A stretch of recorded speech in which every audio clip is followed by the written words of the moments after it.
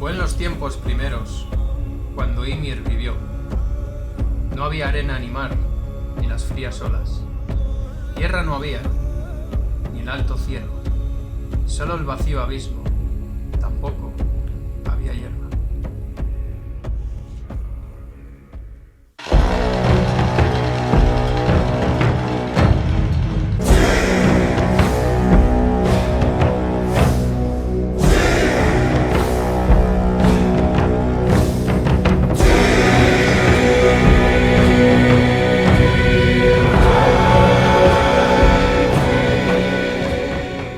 Hola a todos, como os prometí en mi último vídeo de la guerra carlista, para celebrar mi primer año en YouTube, he traído aquí al que fue mi primer suscriptor, Don Camilo, un ilustre historiador de una familia buena de historiadores. Gentes de letras. Bueno, sí, gente de letras. Hoy vamos a inaugurar una sección nueva que muchos estabais esperando, la sección de mitología. Y como no, podéis ser de otra forma, vamos a empezar con la mitología nórdica, los primeros mitos, que incluyen la creación del mundo. Así que nada, si os gusta, ya sabéis lo que hay que hacer. No dudéis en darle mucho apoyo para que sigamos la serie, suscribiros, darle a like, sobre todo suscribiros y darle a like, hijos de puta. Y ya está. Compartidlo mucho. Eso, compartidlo en vuestras redes. Sí. Y bueno, seguiremos con la línea de la mitología nórdica, pero aparte tocaremos muchos más palos, muchas más mitologías de las cuales vosotros podéis elegir también. Está en vuestra mano. Pero nada, sin más dilación, que empieza el vídeo. Así que nada, Jarl Milo, ¿por qué no nos cuentas cómo empezó el mundo? ¿Cómo comenzó el mundo en esta cosmogonía de la mitología nórdica? Bueno, primeramente hay que tener en cuenta que los germanos en general no medían el tiempo lineal, sino que eran siempre movimientos cíclicos. Eso es algo atribuyente a las culturas indoeuropeas en general. Indoeuropeas en general, el tiempo era cíclico, entonces siempre había un renacer y una destrucción, ¿no? En los nórdicos, los vikingos, ¿no? Que es lo que conocemos siempre, tienen el Ragnarok, que es la destrucción, pero tienen también un nacimiento, ¿no? Entonces, a diferencia de a lo mejor religiones monoteístas, donde hay un dios que baja y crea todo, en estas culturas se da por hecho que al principio hay algo ya, ¿no? Hay algo ya creado, eterno ahí, que no ha bajado ningún dios a hacerlo, de lo que surge todo. Esto, en el mundo nórdico, es el Niflheim, que sería un poco como una dualidad con el otro mundo. Sería el Muspelheim. Sí, el Muspelheim, El frío que sería y el calor. y Niflheim, el frío. Entonces, Claro. el mundo, que hay que entenderlo no en un maniqueísmo, ¿no? Como tiene el cristianismo, a lo mejor de bien No y es mal. el bien y el mal, sino el caos y el orden, más El bien. orden. Es también atribuible a todo el pueblo indoeuropeo, todas esas... Los griegos, ahí es donde se ve mejor, Eso en el es. tema de Cronos y tal. Sí, pues tiene ahí estos dos mundos, frío. Podemos interpretarlo de la manera que sea, las interpretaciones son múltiples, pero bueno, hay un mundo ahí, digamos, lo negativo, por así decirlo, que es el frío, y lo positivo, que es el calor. Entonces, al chocar, se van aproximando y surge el Ginnungagap. Ginnungagap, ¿qué es? Que la habré pronunciado fatal. Bueno, ¡Haldemore! ¡No puedo! ¡No, dale! ¡Un jazz de los fiordos! no, ¡Un jazz de los fiordos de Noruega! ¡No puedo! ¡Quita! Jarl Jor. ¡Odín! ¡Por la gloria de tu padre! Pero, digamos que es como el mundo templado, por así decirlo, ¿no? El primer mundo. O sea, digamos que hay que aclarar que el Niflheim existían unos ríos que chocaban contra Sí. la ponzoña, los ríos ponzoñosos, por decirlo de alguna forma, de Muspelheim, ¿no? Y de ahí ya se crea la materia Claro, en sí. del agua, digamos, del mundo frío, al chocar con el calor del mundo caliente, surge el vapor, y del vapor surge la vida. Bueno, ya hemos visto cómo se creó la materia en sí, la materia sólida, pero ¿cómo se crearon los primeros seres vivos, por decirlo de alguna forma? Pues de este vapor, que surge entre el choque de los dos mundos, ahí surgen dos seres independientes, que son la vaca Audumla Audumla, y el gigante Ymir. el primer gigante de la escarcha, ¿no? El primer gigante, del que luego descienden todos los gigantes, Efectivamente, los Jotuns. los Jotuns del hielo y todos estos... Eso lo que veis en la peli de Thor, pero que De no, Thor. no es así, tan... O sea, no tienen esa no, cara no de... tiene mucho que ver. Pero bueno, es Thor el que va siempre a repartirle los guantazos, o sea que en parte tienes razón, sí. Y bueno, de la vaca después tiene 4 ríos de leche de los que va bebiendo Ymir. Entonces, una de las interpretaciones que se le da a la vaca es que simboliza la tierra, ¿no? Y los ríos, los 4 ríos que surgen de la vaca, podríamos incluso compararlos con la Biblia, ¿no? Con los 4 ríos que hay en el Edén, que nutren al Edén. También, ¿Quién sabe? Y la interpretación eso también está, por ejemplo, en todas las religiones abrahámicas, como en el Corán, también. Ríos de leche, de miel, que está en el paraíso. Podría ir por ahí. Sin claro, se puede ver cierta influencia universal en la religión, en las creencias, en ese aspecto, básicamente. También hay que decir que, bueno, la mitología germana, los vikingos, que son los que lo llevaron, digamos, al punto más alto, no dejaron documentos escritos. Entonces, todo lo que conocemos efectivamente viene ya de autores cristianos, de interpretaciones posteriores, entonces todo lo que se pueda interpretar de cómo era o tal es muy subjetivo. Entonces... Sí, por los documentos escritos y los documentos materiales, arqueológicos, más bien, ¿no? Claro, pero es muy poquito. Según el modo de vida, se poquito. interpreta de una forma u otra. Claro, de hecho lo que queda prácticamente es de una forma muy poética, muy cristianizada ya, entonces se ve la idea del bien y el mal y no... Ese maniqueísmo del que hablábamos antes. Otra interpretación también en esta vaca como simbología, ¿no? Que identifica la tierra, y Ymir como que mama de ella, se ha querido ver también una tradición germánica en la que el padre, al recién nacido, lo recogía del suelo, literalmente, ¿no? La madre daba luz y el padre simbólicamente, como hijo de la tierra, lo cogía del suelo. Muy típico en la mitología germánica, esas cosas que salen del suelo, porque sí. Sí, como los enanos. Efectivamente, que luego hablaremos de ellos. Y esto se puede relacionar también con una tradición que tenían los romanos, de cuando daban a luz las madres romanas, el padre tenía un plazo de 1 semana para reconocer a ese hijo. Hasta que no lo reconocía, esa persona, sí, ese ser humano, no se reconocía como ciudadano, no era romano, le podía... De hecho, solía pasar mucho, sobre todo cuando eran mujeres, que los abandonaban en la calle y nada, pasaba nada. ¿Y lo que pasaba? Pues los romanos tenían la misma tradición de que cuando el padre reconocía al hijo como tal, lo recogía del suelo, en un gesto simbólico de como si lo estuviese sacando de la tierra. Entonces la tierra a la que le otorga al hijo, bueno, podría estar relacionado con... En vez de variar olivos, claro, pues nada, venga, a sembrar hijos. A sembrar hijos. Ya está, eran como manchegos. Son manchegos, sí. Bueno, si hubieran sido manchegos... Habrían salido hijos mejores. Hijos mejores y con buenos quesos. Y con mejor gusto. Los romanos no se habrían ido al carajo. No, efectivamente. Con queso manchego no. Esta vaca se alimentaba lamiendo la escarcha que se había formado con la conjunción, ¿no?, de los dos mundos. Y en esto que lamiendo, el primer día encontró la cabellera de un hombre. De un ser. De un ser. Que luego resultará ser un gigante, pero bueno. En las sedas dice un hombre, pues vale, pues ok. Al segundo día, lamiendo, saca la cabeza. Y al tercer día ya es un hombre completo. Muy bien. Entonces... Es como la peli de Amanece con Spock, ¿no? Sí. Que salían de la Tierra, los aldeanos. Que brotaban. Bueno, de ahí surgen luego...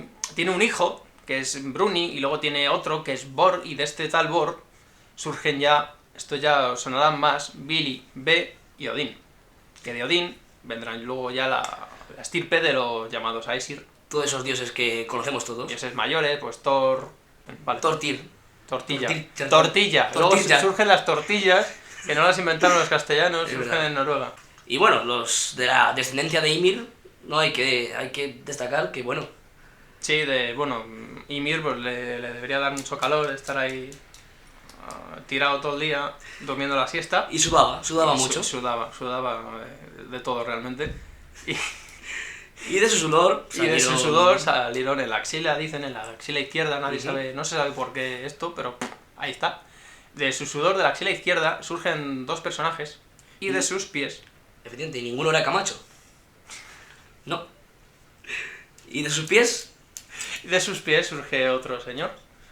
Que tampoco se sabe por qué, ahí está. Específicamente no está en los testimonios. Hay un autor que dice que no es de los pies, que es de otro pie más superior. Sí. Y que haría referencia, pues eso, a la virilidad.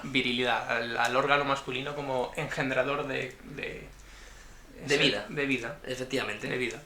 Y bueno, de estos 2 seres que surgirán después los gigantes, que morirán todos ahogados. Menos 2, una pareja que se salva, subiéndose a un molino. Efectivamente, para continuar con la especie. Bueno, y mira, a pesar de estar todo el día tirado, sudando y dando a luz a gente, no le va a ir tan bien después. Pues efectivamente no le va a ir tan bien, porque pronto los dioses estos primeros que había se rebelaron contra él y contra los gigantes, no se sabe muy bien por qué. De hecho, mataron a todos los gigantes menos a 2, que vivieron para perpetuar la especie. ¿Qué hicieron con el cuerpo de Ymir? Pues bueno, su cuerpo fue la tierra, la cabeza fue la bóveda celeste, sus pelos fueron los bosques, la sangre, el mar, los trozos de hueso y de dientes, las montañas, y sus cejas, con eso hicieron un muro alrededor de Midgard, del cual hablaremos después. De los gusanos que estaban en el cuerpo de Ymir salieron por generación espontánea los enanos.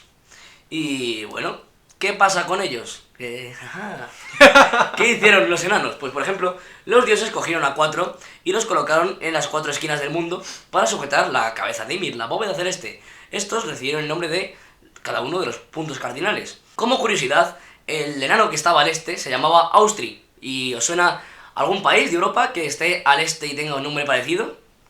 Rusia. No. Mismamente. Ah. Después de esto, Odín convenció a un gigante para que se transformara en un águila que se colocó en un extremo del mundo batiendo sus alas. De esta forma creó el viento. ¿Qué pasa? Que con el batido de las alas de este águila se desparramaron los sesos de Ymir, formando así las nubes. Muy, muy agradable todo. Sí, los vikingos eran, vamos, sutiles... Casquería, les gustaba. Casquería, les encantaba la... Para crear las estrellas, los dioses cogieron un poco de chispas que había por ahí por Muspelheim, lo echaron así para arriba, como si fuera confeti, y de ahí salieron las estrellas. Como año nuevo. Sí, igualito.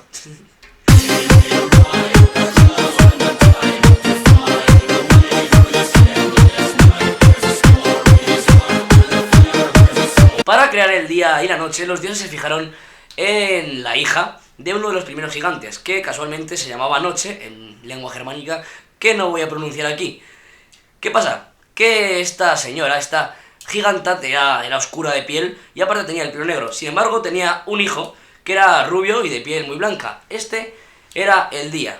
¿Qué pasa? Que ambos tenían sendos carros tirados por caballos y recorrían cíclicamente el cielo, repartidos cada 12 horas. 12 horas uno y 12 horas la otra. Como curiosidad hay que contar que en la cultura nórdica, al igual que en la celta y en alguna más indoeuropea, el tiempo, como he dicho antes, el Jarl, Camilo, el Jarl el tiempo era cíclico. Y aparte la figura de la luna era masculina y la del sol femenina.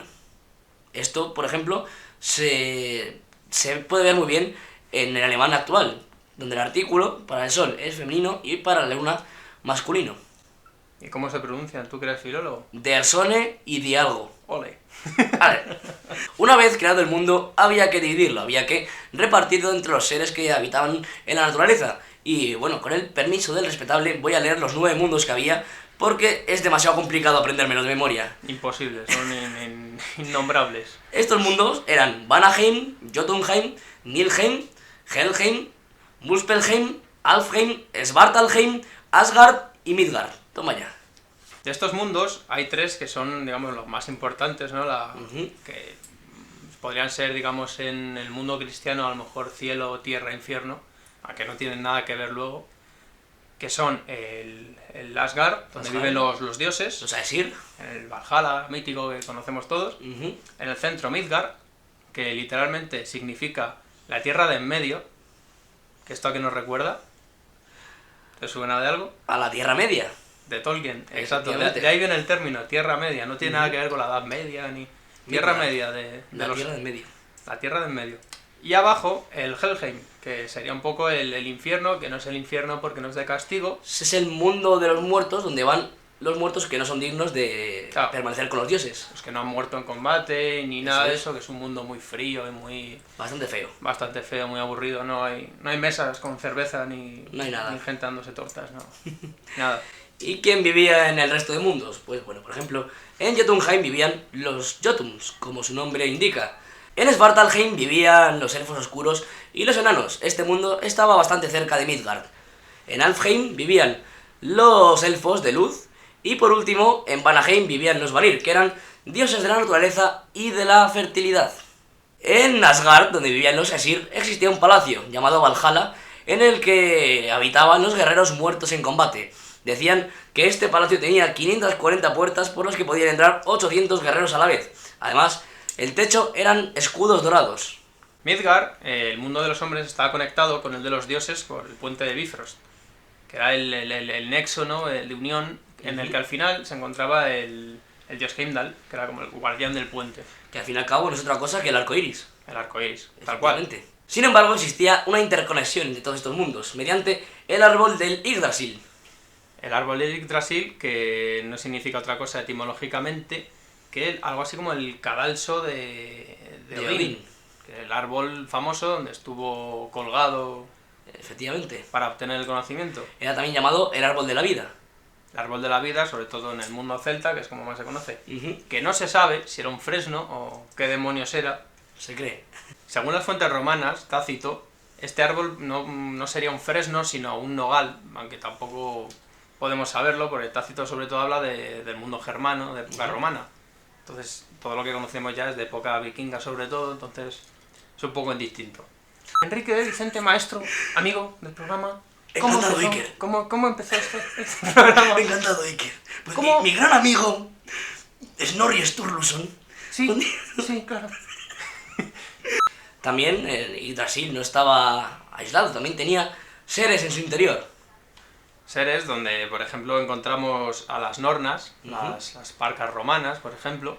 Que las Nornas se dedicaban a cuidar el árbol y a decidir el destino de los hombres. Eran, sí, igual que en el mundo grecolatino, eran el pasado, presente, futuro, que estaban en las raíces, justo en la parte inferior del árbol.